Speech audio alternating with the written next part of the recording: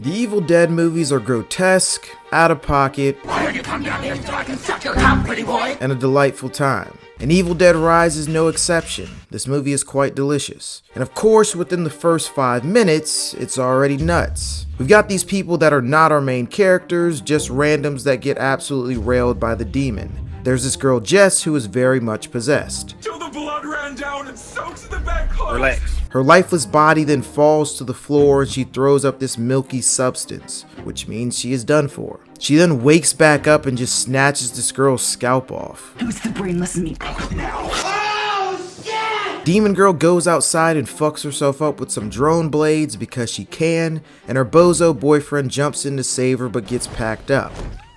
Jesus Christ.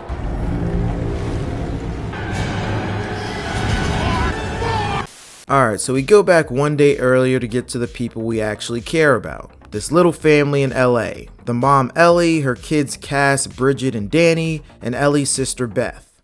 So there's an earthquake. Oh my god. And it just so happens the kids were out getting pizza. Afterward, this little shit Danny decides to go down this very treacherous hole. Careful, Dan, there could be aftershock. Danny does not give a fuck about aftershock. While he's down there, he finds some records and the veiny Evil Dead book. And of course, this dweeb tries to open it, despite it being locked by these sharp-ass teeth, and bleeds on the book, which causes it to open.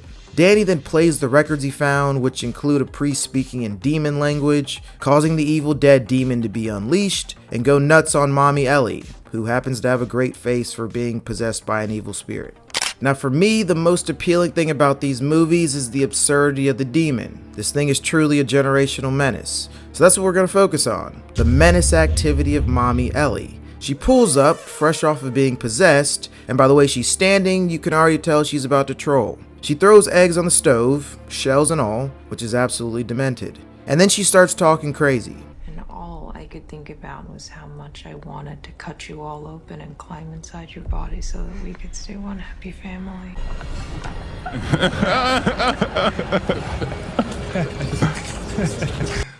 She then gets on all fours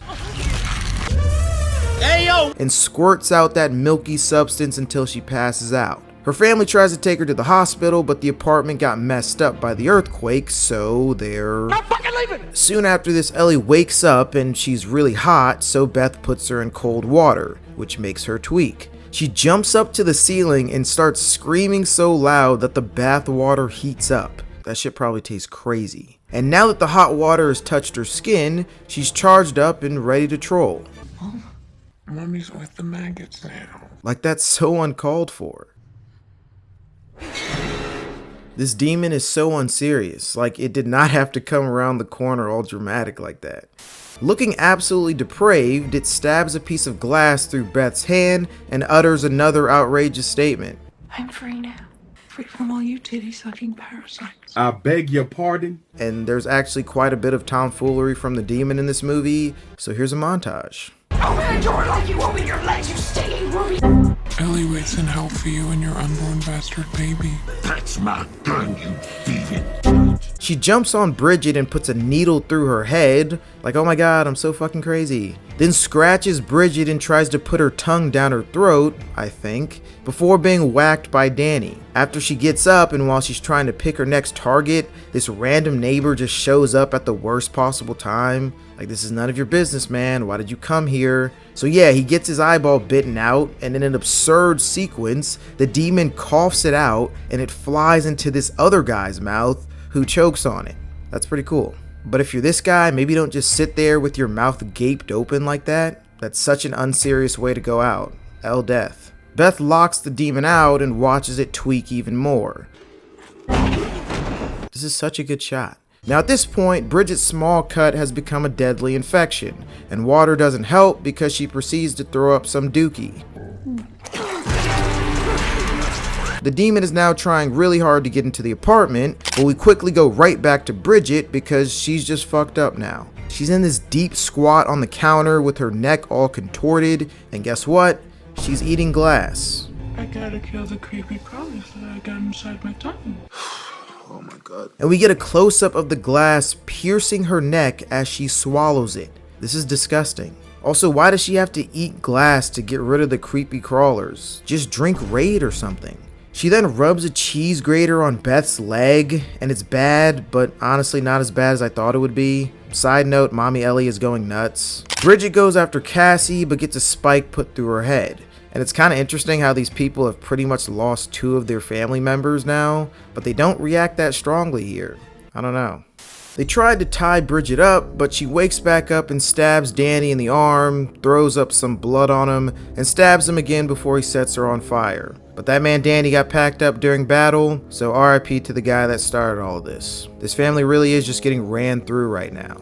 Ellie gets back in the apartment through the vents, and right as she's about to eliminate Beth's unborn baby, Beth shoves some scissors up her nose. Then things start getting a little nasty. Beth tries to leave with Cassie, and Ellie wakes up and goes for a little surprise attack, but takes some critical damage with a shotgun.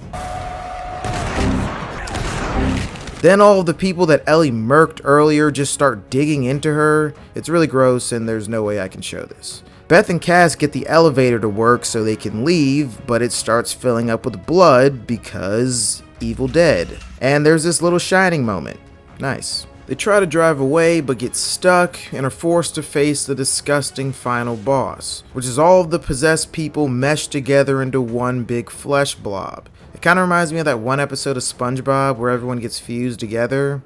Yeah. Cool final girl moment. Come get some. Shut the fuck up.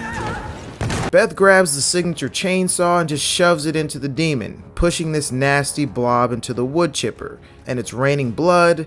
God, this movie is cool. What's left of Demon Mommy Ellie tries to get some more shit talking in before Beth finally finishes her off, and although she and Cassie are safe now, the evil spirit just moves on to some other bozo.